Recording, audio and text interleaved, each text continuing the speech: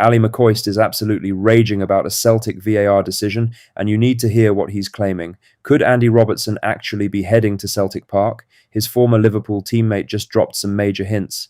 Plus, Celtic have a transfer battle on their hands. Martin O'Neill's got a message ahead of the Ibrox clash, and we've got praise for a young defender who stepped up big time. But first, make sure you like this video and subscribe to the channel for more Celtic content. Ali McCoist has claimed Benjamin Nygren's Celtic winner against Aberdeen was offside, despite VAR images showing he was onside in the build-up to the decisive goal at Pittodrie. The Hoops ran out 2-1 winners in the North East, a result that mattered far more than the performance on a night where Martin O'Neill's side simply needed the points. The key moment arrived when Nygren found the net.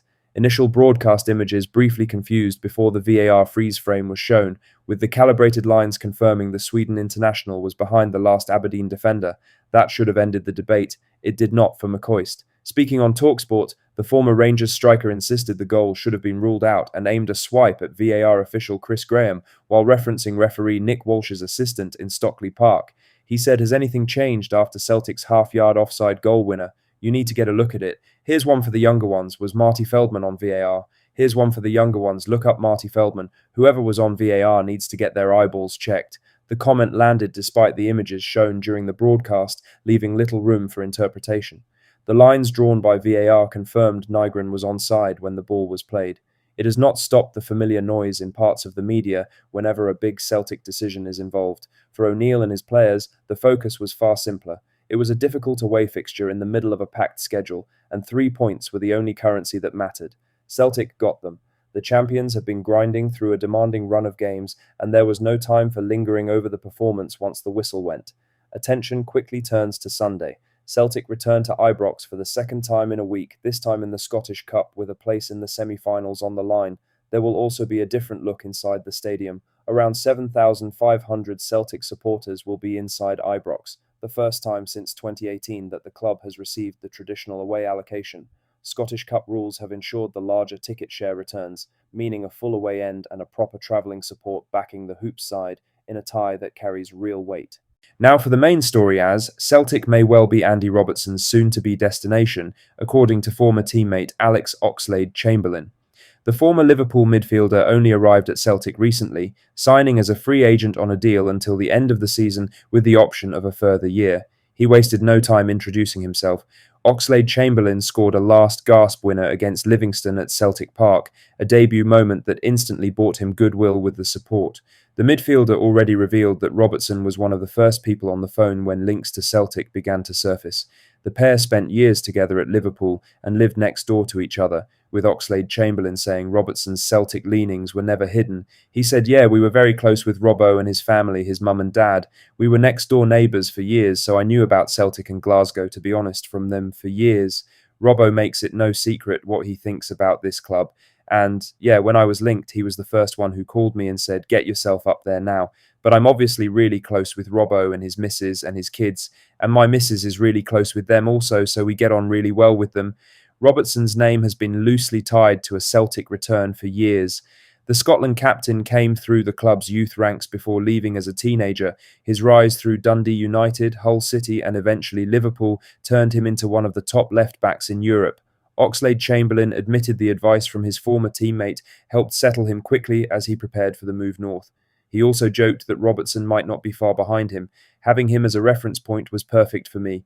He's told me where I need to live, where I need to go. He's told me everything. He's a proper Glasgow boy. I just said to him, 'It's a shame you're not here with me. Maybe came a bit early. He might join me soon. He's a bit younger than me, Robbo. I'd hope to see him here one day. I think he'd be amazing here.'" Robertson's Liverpool contract expires this summer, which will inevitably bring questions about what comes next. His immediate focus will be on Scotland. The national side is preparing for their first World Cup appearance in 28 years, and Robertson will lead them into the tournament as captain.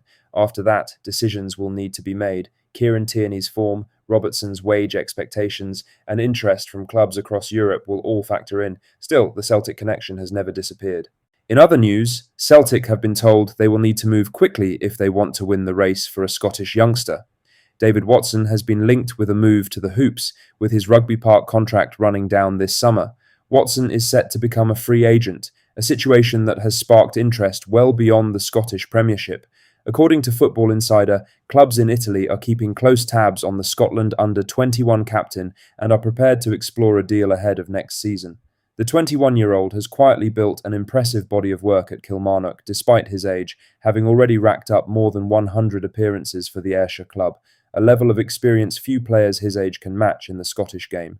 Those around the Scotland youth setup view him as a natural leader. Watson has worn the captain's armband for the under-21 side and carries himself with the kind of authority that has made him stand out during his time at Rugby Park. For Celtic, the attraction is likely to remain. He fits the profile the club has often looked for in recent seasons. Picking him up on a free transfer would only add to the appeal, but the Hoops are unlikely to get a clear run at the midfielder. Watson is believed to have his sights set firmly on testing himself at the highest level of European football as soon as next season. That ambition could prove decisive, with Scotland losing a second Champions League place starting from the 25/26 campaign. The title race this season now carries even more weight because of it. The league winner will still have the best route into Europe's top competition, but there is less margin for error than there has been in recent years. That wider picture could influence Watson's decision. Serie A clubs have shown a growing appetite for young Scottish players, and the pathway is becoming more visible. Kieran Bowie and Lennon Miller made moves to Italy recently, while Scott McTominay and Billy Gilmore have earned strong reviews since their switch to Napoli. Italy is increasingly viewed as a league willing to give technically sound Scottish players a genuine opportunity. That means the Hoops may have work to do if they want to bring Watson to Celtic Park. The interest is real, and the player now has options as the summer approaches.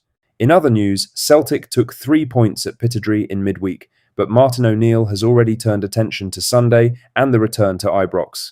League business pauses for the weekend as the Hoops head back across Glasgow for a Scottish Cup quarter-final that carries a bit of extra edge.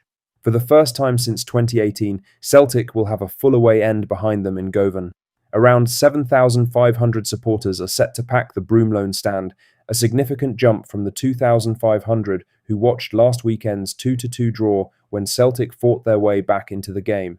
It is the first proper return to the old allocation in years, and it changes the feel of the fixture immediately. Under Scottish Cup rules, away sides can request up to 20% of a stadium's capacity. That would have taken the number slightly higher, but both clubs eventually settled on the figure that will see the Broomloan filled with Celtic supporters. It means the visitors will not be short of backing.